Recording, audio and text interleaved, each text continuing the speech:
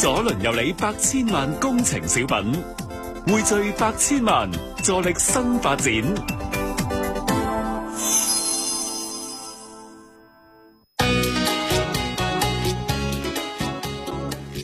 廣播小品左鄰右里之和睦之州水鄉新貌，編劇子清，劇中人物二叔公由鐘仔演繹，樂產全由施恩演繹， Winnie 由子清演繹，明哥由家喬演繹。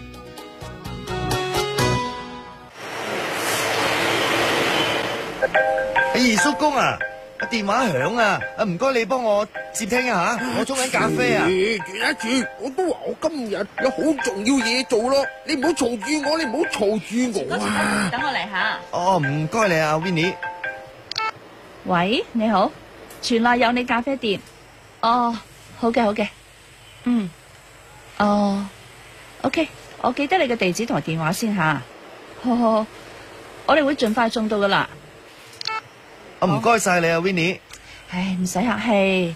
喂，全哥啊，二叔公今日做咩啫？有啲咩咁重要嘅事啊？咁認真喺度寫寫畫畫嘅？你二叔公啊，有個細個嗰陣嘅同學，後生嗰陣呢，二叔公啊去咗南洋揾食噶嘛。佢呢個同學呢，就去咗香港揾食，之後就好少翻嚟啦。知道二叔公翻咗嚟家鄉養老之後呢，佢話想過嚟探下二叔公。二叔公咪響度度緊，睇下帶佢嗰個同學去邊度行下咁咯。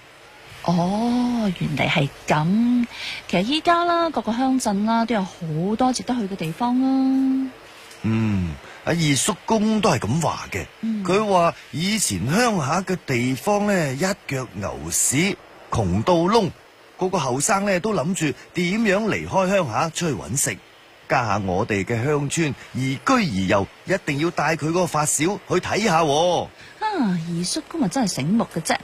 百千萬工程實施以嚟啊，鄉鎮的確咧係大變樣，處處咧都值得去睇睇。不過如果真係揀一處地方嘅話咧，我會揀。Winnie 啊，咁揀邊處好啊 ？Winnie，哎呀，二叔公唔好意思啊，我係咪嘈住你啊？冇相哥 ，Winnie 啊，你去過咁多鄉鎮啊，你話值得去嘅地方，肯定有佢嘅過人之處噶啦。向邊處咧吓？我會揀去木州。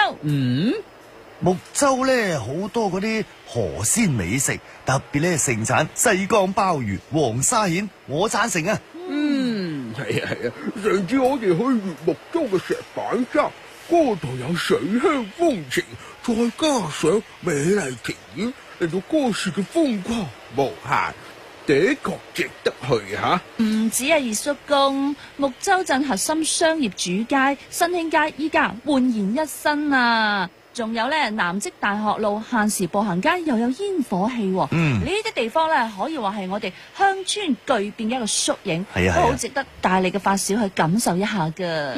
仲講咁多做咩啊？行啦！你嘅發小都未到，係咯，咁心急嘅？我哋去偵查下先唔得嘅。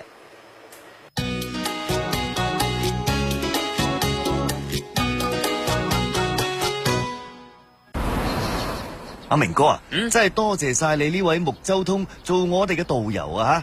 我二叔公啊，話行就行，真係冇味打攪晒啊！全哥，大家好兄弟嚟噶嘛，唔使咁客氣噶。歡迎你嚟到我哋木州啊！阿明，成條街由成顯肉白、湖水藍嘅顏色，招牌統一造成大家風格。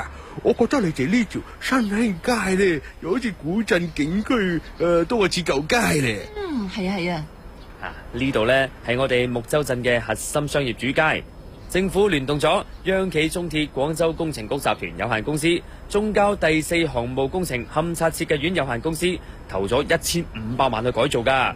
嗱，你哋睇下啦，唔止係換咗皮，仲注入咗我哋嘅水鄉文化。係啊，處處咧都突顯咗水鄉特色啊！嚟，嗰間啊叫做漁網咖啡，招牌咧真係用漁網咁樣整嘅喎。睇過係喎，係嘛？隔籬嗰間文創店嘅門口啊，仲設計成為西江波浪咁嘅樣。二叔公，你見唔見啊？係啊，阿明哥啊，即係我記得咧，以前嚟探你嗰陣呢，呢度啲電線啊，好似蜘蛛網咁，落雨啊，呢度成日水浸噶。全部整改晒啦！嗱，三線落地，人行道鋪新磚，裝呢個智慧路燈。嗱，關鍵呢係街靚咗，商戶自己都落本升級啊！嗱，好多村民呢自發投資翻新自己嘅房屋，主動拆除影響街區風貌嘅雨棚啊、鐵皮棚咁樣。嗱，所以呢，大家而家睇到嘅處處都係咁整潔有序。我覺得咧，木州最犀利嘅地方咧，就係將短板變成優勢啊！嗱，交通唔便，就利用大灣區建設嘅東風變成橋頭堡，老街破舊啊，就用文化賦能變成文旅嘅亮點。產業單一咩，就引入儲能等等嘅新產業，同時升級傳統嘅水產養殖啊！Minnie 你總結得好到位啊！嗱，聽講木州依託近4500畝嘅用地，引入中星儲能、金星新能源呢啲嘅大項目。有產業支撐，年輕人就可以留得住咯。依家呢度已經係一個交通便利、產業興旺、文旅融合、充滿機會嘅現代化水鄉啦。聽到我都想嚟呢處投資開咗間餐廳添啊！係喎，可以講服我發小翻嚟同我一齊投資做間港澳風情嘅茶餐廳。真噶都好啊，二叔公。不過呢，我聽講有幾個香港客呢睇中呢度啊，你遲咗冇位噶啦。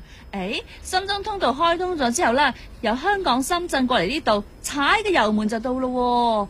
仲有黃茅海跨海通道通車咗之後，澳門珠海過嚟亦都好快噶咋。係啊，嗱，可以話呢，我哋係真正融入大灣區1小時生活圈。二叔公果然有眼光啊！到時呢間茶餐廳記得預埋我一份啊！得冇問題，你到時技術入股啦。好，今次我發小翻嚟，我一於帶佢嚟呢處做木州嘅巨變，睇到我哋家鄉嘅發展。我要親自為佢做導遊，帶佢行勻新興街、石板沙、南的大學限時步行街。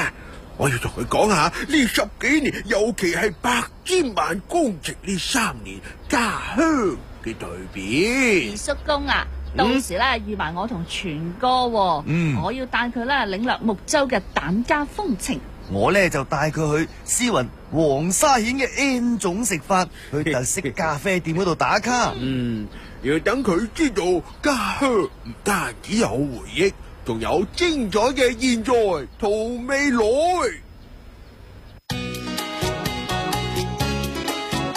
廣播視頻左鄰右里之和睦之州水鄉新貌經已播放完畢，多謝你嘅收聽。